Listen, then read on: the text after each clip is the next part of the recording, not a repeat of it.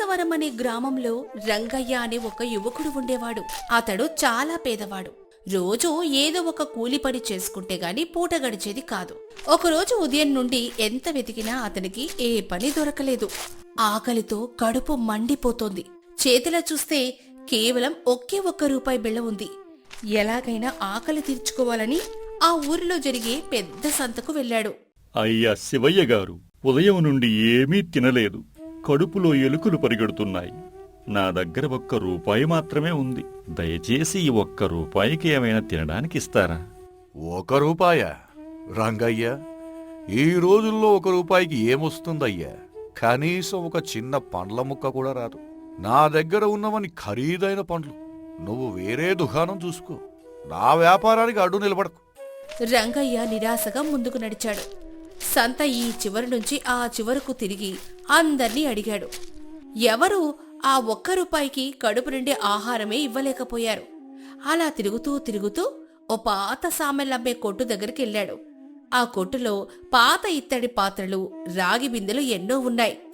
ఆ కొట్టు మూలన ఒక విచిత్రమైన పాత ఇత్తడి దీపం రంగయ్య దృష్టిని ఆకర్షించింది. దానికి ఎంతో అందమైన పనితనం చేసింది.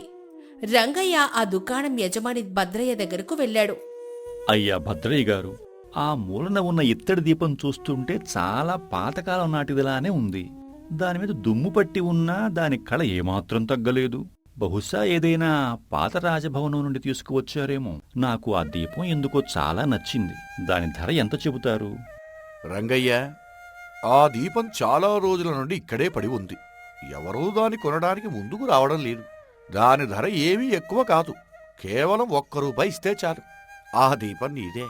₹1? భద్రయ్య గారు, ఆ దీపం బరువు చూస్తుంటే కనీసం 10 కిలోలు ఇత్తడి ఉన్నట్లుంది. దాని పాతకాలపు పనితనం చూస్తే ₹100 పలుకుతుంది కదా. మరి అంత విలువైన దీపాన్ని కేవలం ₹1 ఎలా ఇచ్చేస్తున్నావు? అందులో ఏమైనా లోపం ఉందా, లేక ఎవరైనా దొంగిలించి నీకు అమ్మారా? దొంగలిచ్చినది కాదు రంగయ్య. దాని అసలు చరిత్ర తెలిస్తే నువ్వు దీన్ని ఉచితంగా ఇచ్చినా తీసుకోవు. అది మామూలు దీపం కాదు. అదొక అద్భుత దీపం. అందులో ఒక భూతం బందీ అయి ఉంది. ఆ దీపాన్ని రుద్దగానే ఆ భూతం బయటికి వస్తుంది. నువ్వు కోరుకున్న కోరికలన్నీ చిటికెలో తీరుస్తుంది. నీకు డబ్బు కావాలన్నా, ఇల్లు కావాలన్నా సెకండ్ల వ్యవధిలో నీ ముందుంచుతుంది. అంత అద్భుతమైన భూతం అందులో ఉన్నప్పుడు నువ్వు దీన్ని ఎందుకు వాడుకోలేకపోయావు భద్రయ్య గారు? ఆ భూతంతో కోరికలు తీర్చుకొని నువ్వు గొప్ప ధనవంతుడు అయిపోవచ్చు కదా. ఇంత తక్కువ ధరకు నాలాంటి పేదవాడికి ఎందుకు అమ్ముతున్నావు? అదే నా కర్మ రంగయ్య. ఈ భూతానికి ఒక భయంకరమైన లక్షణం కూడా ఉంది. అది ఎప్పుడూ విపరీతమైన చురుకుగా ఉంటుంది. నిద్రపోదు, అలసిపోదు. దాన్ని బయటికి పిలిచిన దగ్గర నుండి దానికి ఎప్పుడూ ఏదో ఒక పని చెబుతూనే ఉండాలి. ఒక్క క్షణం కూడా అది ఖాళీగా ఉండదు. ఒకవేళ నువ్వు దానికి పని చెప్పకపోతే అది చాలా తీవ్రంగా ప్రవర్తిస్తుంది. కోపంతో ఊగిపోతుంది. దానిని తట్టుకోవడం మనలాంటి సామాన్యుల వల్ల అయితే కాదు. పని లేకపోతే మనల్నే ప్రాణాలతో మింగేస్తానని బెదిరిస్తుంది. నేను 2 రోజులు దాన్ని భరించలేక చావు దాకా వెళ్ళొచ్చాను. అందుకే ఈ తలనొప్పి నాకు వద్దురా బాబు అని పక్కన పడేశానయ్యా. నీకు ధైర్యం ఉంటే ₹1 ఇచ్చి తీసుకువెళ్ళు.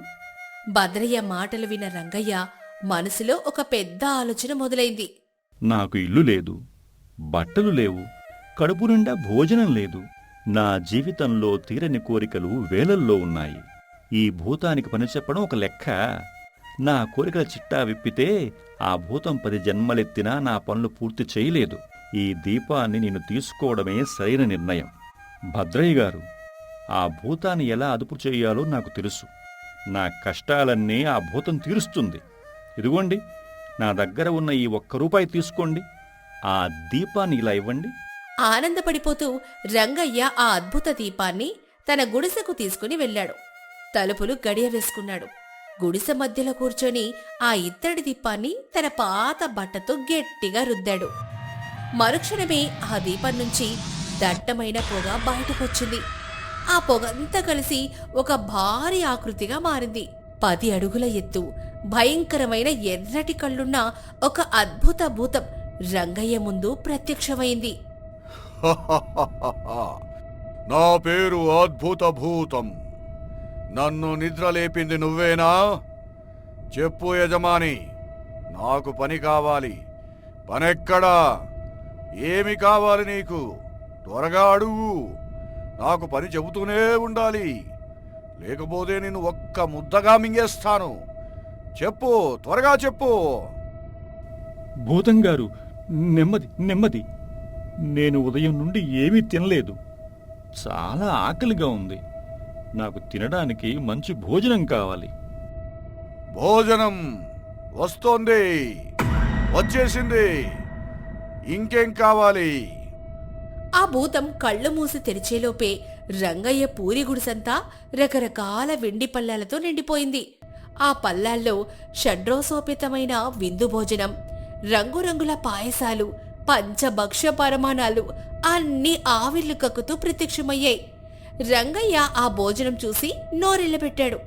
ఒక ముద్ద తీసుకుని నోట్లో పెట్టుకున్నాడో లేదో భూతం మళ్ళీ అరవడం మొదలెట్టింది. యజమాని, ఆ పని అయిపోయింది. నాకింకొక పని కావాలి. ఖాళీగా ఉంటే నాకు పిచ్చెక్కిపోతుంది. పనెక్కడా? ఇంకేం కావాలి నీకు? త్వరగా అడుగు, లేదంటే నిన్నే తినేస్తాను. అరెరే, కనీసం తినడానికి కూడా సమయం ఇవ్వవా? సరే, నాకు పడుకోవడానికి ఈ నేల మీద చాలా కష్టంగా ఉంది. ఒక పరుపు లేదు, దిండు లేదు. నాకు నిద్రపోవడానికి ఒక మంచి మంచం కావాలి. మంచం వస్తోంది, వచ్చేసింది. ఇంకేం కావాలి? గుడిసెలో ఉన్న పాత వస్తువులన్నీ మాయమైపోయాయి. దానికి బదులు ఎంతో మృదువైన రాజభవనాల్లో ఉండే హంసతూలికా తల్పం లాంటి ఒక విశాలమైన పరుపు మంచం రంగయ్య ముందు ప్రత్యక్షమైంది. ఆ మంచం మెత్తదనాన్ని రంగయ్య చేతితో తాకి మురిసిపోతున్నాడు. కాని భూతం మాత్రం ఊరుకోలేదు. యజమాని, మంచం ఇచ్చేశాను. నాకు త్వరగా పని చెప్పు. నువ్వు చాలా నెమ్మదిగా ఆలోచిస్తున్నావు. నా మెదడు వేడెక్కిపోతుంది. పని చెప్పు, లేదంటే నిన్ను చంపేస్తాను. పనెక్కడా? అంత కంగారెందుకురా బాబు? ఈ పాతపూరి గుడిసెలో వర్షం వస్తే నీళ్లు కారుతున్నాయి. ఈ మంచం, ఈ భోజనం నాకెలా సరిపోతాయి? నాకు ఉండటానికి ఒక అద్భుతమైన ఇల్లు కావాలి. ఊర్లో వాళ్ళందరూ చూసి ఆశ్చర్యపోయేలా ఇల్లు నిర్మించు. ఇల్లు వస్తోంది, వచ్చేసింది. ఇంకేం కావాలి? అప్పటికప్పుడే ఆ పాత గుడిసె మాయమైపోయింది. దాని స్థానంలో అద్దాలు పొదిగిన తలుపులతో, పాలరాయి నేలతో, పెద్ద పెద్ద స్తంభాలతో ఒక రాజభవనం లాంటి గృహం నిర్మించబడింది. ఆ ఇంటి అందాన్ని చూసి రంగయ్య మంత్రముగ్ధుడయ్యాడు. కాని భూతం ఏమాత్రం ఆగకుండా రంగయ్య చెవి దగ్గర ఆరుస్తూనే ఉంది. యజమాని, ఇల్లు పూర్తయింది. నెక్స్ట్ ఏమిటి? నా చేతులు దురద పెడుతున్నాయి. పని చెప్పు, లేదంటే నా కోపం కట్టలు తెచ్చుకుంటుంది. నిన్ను నమిలి మింగేస్తాను. ఓహో, వీడు చాలా వేగంగా ఉన్నాడు. నా కోరికలన్నీ ఒక్కొక్కటిగా చెప్పడం కాదు, చాలా పెద్ద పెద్ద పనులు చెప్పాలి. అయితే వినుభూతం, నా బట్టలు చాలా పాతవి. నాకు వేలాది పట్టు వస్త్రాలు కావాలి. నా గది నిండా బంగారు నాణ్యాలు, వజ్రాలు కావాలి. ఈ ఇంటి చుట్టూ ఒక పెద్ద తోట, అందులో రకరకాల పూల మొక్కలు రాత్రికి రాత్రి కావాలి. ఈ ఊర్లో ఉన్న పెదవాళ్లందరికీ డబ్బు పంచిపెట్టిరా. బట్టలు, వజ్రాలు, తోట, దానం వస్తున్నాయి, వచ్చేస్తున్నాయి, పూర్తయ్యాయి. ఇంకేం కావాలి నీకు? ఇంకేం కావాలి నీకు? భూతం తన మాయాజాలంతో రంగయ్య అడిగినవన్నీ క్షణాల్లో నెరవేర్చేసింది.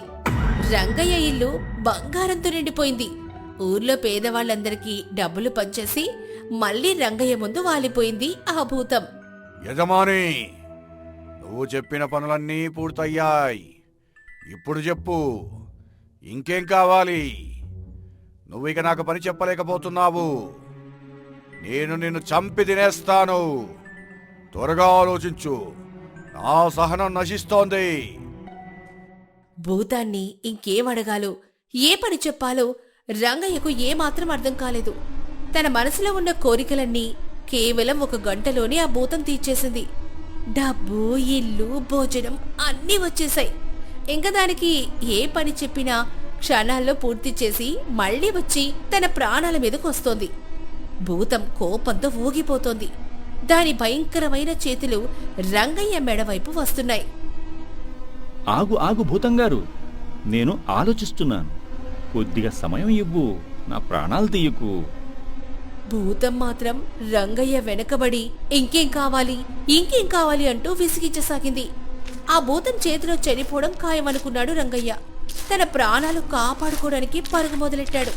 భూతం కూడా రంగయ్య వెనకే పరిగెత్తింది. రంగయ్యకు ఏం చెయ్యాలో అర్థం కాక ఊరి చివరున్న ఒక పాత దేవాలయానికి పరిగెత్తుకుంటూ వెళ్ళాడు. అక్కడ ఒక చెట్టు కింద ఒక సాధువు ప్రశాంతంగా ధ్యానం చేసుకుంటున్నాడు. రంగయ్య పరిగెత్తుకుంటూ వెళ్లి ఆ సాధువు పాదాల మీద పడ్డాడు. స్వామి, స్వామి, నన్ను రక్షించండి, నా ప్రాణాలు కాపాడండి. ఆ భయంకరమైన భూతం నన్ను చంపి తినేయడానికి వస్తుంది. నాకు దిక్కు మీరే. లేనాయనా, ఎందుకంత కంగారు పడుతున్నావు? ఏమిటా భూతం? ఎందుకు నీ ప్రాణాలు తీయాలనుకుంటుంది? వివరంగా చెప్పు. దైవ సన్నిధిలో నీకు ఏ అపాయమూ జరగదు. స్వామి, సంతలో నేను ఒక అద్భుతమైన దీపాన్ని కొనుక్కున్నాను. అందులో నుండి ఈ భూతం వచ్చింది. నేను ఏ కోరిక అడిగినా చిటికలో తీర్చేస్తుంది. ఇల్లు, డబ్బు, భోజనం అన్నీ ఇచ్చింది. కానీ దానికి ఖాళీగా ఉండటం అస్సలిష్టం లేదు. ఎప్పుడూ ఏదో ఒక పని చెబుతూనే ఉండాలట. నా కోరికలన్నీ అయిపోయాయి. దానికి చెప్పడానికి నా దగ్గర ఇక పనులు ఏమీ లేవు. ఖాళీగా ఉంచినందుకు అది నన్ను చంపడానికి నా వెనకే వస్తోంది. నేను ఆ భూతం కోరికలు తీర్చలేకపోతున్నాను. నాకు ఏదైనా మార్గం చూపండి స్వామి. సాధువు అంతా విని ప్రశాంతంగా ఒక చిన్న నవ్వు నవ్వాడు. నాయనా రంగయ్య, ఆ అద్భుత భూతం మరెక్కడో లేదు. అది ప్రతి మనిషి లోపలే ఉంటుంది. ఆ భూతం పేరే మనస్సు. మనసా? నేను దీపంలో నుండి వచ్చిన భూతం గురించి చెబుతుంటే మీరు మనసంటారేంటి స్వామి? అవును నాయనా, మనిషి మనస్సు కూడా అచ్చం ఆ భూతం లాంటిది. అది ఎప్పుడూ చంచలంగా, అతి చురుకుగా ఉంటుంది. ఒక కోరిక తీరగానే మరో కోరిక కోసం ఆరాటపడుతుంది. డబ్బు వస్తే ఇల్లు, ఇల్లు వస్తే అధికారం, ఇలా దానికి అంతం ఉండదు. మనసు ఎప్పుడూ ఏదో ఒక ఆలోచనతో, ఏదో ఒక పనితో నిండి ఉండాలని కోరుకుంటుంది. మనం దాన్ని అదుపులో పెట్టుకొని ఒక సరైన పనిలో నిమగ్నం చెయ్యకపోతే ఆ కోరికల సుడిగుండవే మన ప్రశాంతతను, మన ఆనందాన్ని ప్రాణాలతో మింగేస్తుంది. ఇప్పుడు ఆ భూతం రూపంలో నిన్ను వెంటాడుతుంది నీ అత్యాశ. మీరు చెప్పింది అక్షరసత్యం స్వామి. ఈ డబ్బు, సుఖాలు అన్నీ శాశ్వతం అనుకున్నాను. కానీ ఇవి నాకు మనశ్శాంతిని ఇవ్వలేకపోయాయి. ఇప్పుడు ఆ భూతం నుండి నన్ను ఎలా కాపాడుకోవాలో మీరే చెప్పాలి. దాన్ని వదిలించుకునే ఉపాయం చెప్పండి. ఆ భూతాన్ని వదిలించుకోవాల్సిన అవసరం లేదు నాయనా. దాన్ని ఒక దారిలో పెడితే సరిపోతుంది. చంచలమైన మనస్సును ధ్యానంతో ఎలా అదుపులో ఉంచుకుంటామో అలాగే ఆ భూతాన్ని కూడా ఒక నిరంతరమైన పనిలో బంధించాలి. నేను ఒక ఉపాయం చెబుతాను, జాగ్రత్తగా విను. చెప్పండి స్వామి, మీరు ఏది చెబితే అది చేస్తాను. వెంటనే నువ్వు నీ ఇంటికి వెళ్ళు. మీ ఇంటి దొడ్లో ఒక పెద్ద గొయ్యి తీయమని ఆ భూతానికి చెప్పు. ఆ గోతిలో ఎంతో ఎత్తైన, సుమారు 100 అడుగుల పైగా ఉండే ఒక మందపాటి, నున్నటి స్తంభాన్ని పాతమని ఆజ్ఞాపించు. ఆ పనిని ఆ భూతం క్షణాల్లో చేస్తుంది. ఆ తర్వాత ఏం చేయాలి స్వామి? అదే అసలైన పని. ఆ ఎత్తైన స్తంభం పాతిన తరువాత ఆ భూతాన్ని పిలిచి, ఓ భూతమా, నేను నీకు వేరే ఏదైనా పని చెప్పేంత వరకు నువ్వు ఈ స్తంభం పైకెక్కి మళ్ళీ కిందికి దిగుతూనే ఉండాలి. పైకెక్కడం, కిందికి దిగడం, పైకెక్కడం, కిందికి దిగడం, ఇదే నీ పని అని నువ్వు ఖచ్చితంగా ఆజ్ఞాపించు. అప్పుడు దానికి ఖాళీ సమయం దొరకదు. నిన్ను పని అడిగే అవకాశం కూడా రాదు. నీకు ఎప్పుడైనా ఏదైనా నిజమైన అవసరం వచ్చినప్పుడు మాత్రమే దాన్ని కిందికి పిలిచి ఆ పని దానితో చేయించుకో. పని పూర్తవ్వగానే మళ్లీ స్తంభం ఎక్కి దిగుతూ ఉండమని చెప్పు. ఇక దాంతో నీకే బాధ, భయమూ ఉండదు. సాధువు ఉపాయం వినగానే రంగయ్య మనసులో ఉన్న భయమంతా పోయి ముఖంలో సంతోషం వెల్లివిరిసింది. వెంటనే సాధువు పాదాలకు నమస్కరించి తన ఇంటి వైపు పరుగుతీశాడు. ఇంటికి చేరుకునేసరికి భూతం కోపంతో రగిలిపోతూ రంగయ్య కోసం ఎదురు చూస్తోంది. వచ్చావా యజమాని? ఎక్కడికి పారిపోతావ్? నీకు పని చెప్పడం రాదు. నేను ఈ క్షణమే నిన్ను మింగేస్తున్నాను. ఆగు భూతం, నా దగ్గర నీకు సరిపోయే ఒక అద్భుతమైన పని ఉంది. వెంటనే మన దొడ్లోకి రా. అక్కడ ఒక అతిపెద్ద గొయ్యి తీ. అందులో మేఘాలను తాకేంత ఎత్తైన ఒక నున్నటి చెక్క స్తంభాన్ని గట్టిగా పాతు. హహ, గొయ్యి స్తంభం పూర్తయింది. ఇప్పుడు ఇంకేం కావాలి? ఇప్పుడు నా మాట జాగ్రత్తగా విను. నేను భోజనం చేస్తున్నా, నిద్రపోతున్నా, బయటకు వెళ్ళినా ఏ సమయంలోనైనా సరే నీకు ఖాళీ ఉండకూడదు కదా. అందుకే నేను నిన్ను పేరు పెట్టి పిలిచి వేరే ఏదైనా పని చెప్పేంత వరకు నువ్వు ఆ స్తంభం పైకెక్కి మళ్ళీ కిందకి దిగుతూనే ఉండాలి. ఎక్కడం దిగడం, ఎక్కడం దిగడం, ఇదే నీ నిరంతరమైన పని. ఒక్క క్షణం కూడా ఆగకూడదు. ఎక్కు. స్తంభం ఎక్కాలి, దిగాలి. ఆజ్ఞ యజమాని, ఇదే నా పని. రంగయ్య ఆజ్ఞాపించిన వెంటనే ఆ భూతం వేగంగా ఆ స్తంభం ఎక్కడం, కిందకు దిగడం ప్రారంభించేసింది. దానికి ఆ పనిలో నుంచి బయటకొచ్చే అవకాశం దొరకలేదు. రంగయ్యకు ప్రాణాపాయం తప్పింది. తానడిగిన కోరికలతో సంపాదించిన ఇల్లు, డబ్బులను వృధా చేసుకోకుండా ఊర్లో ఉన్న పేదవారికి, ఆకలితో ఉన్న వారికి సాయం చేస్తూ ఆనందంగా బ్రతకడం మొదలుపెట్టాడు. ఆ అత్యాశ, విపరీతమైన కోరికలు ఎంత ప్రమాదకరమో తెలుసుకున్నాడు. అప్పట్నుంచి భూతం ఆ స్తంభం ఎక్కడం, దిగడం చేస్తూనే ఉంది. ఆ తర్వాత రంగయ్య అందరికీ సాయం చేస్తూ హాయిగా జీవితం గడపసాగాడు. రంగయ్య మళ్ళీ ఎప్పుడూ ఆ భూతం జోలికే వెళ్ళలేదు. తన స్వార్థం కోసం ఏ కోరిక కోరలేదు. మనసుకు పని చెప్పి ప్రశాంతతను ఎలా పొందాలో నేర్పించి తనను భూతం బారి నుంచి రక్షించిన ఆ సాధువుకు నిత్యం ధన్యవాదాలు చెప్పుకుంటూ ప్రశాంతమైన జీవితాన్ని గడిపాడు.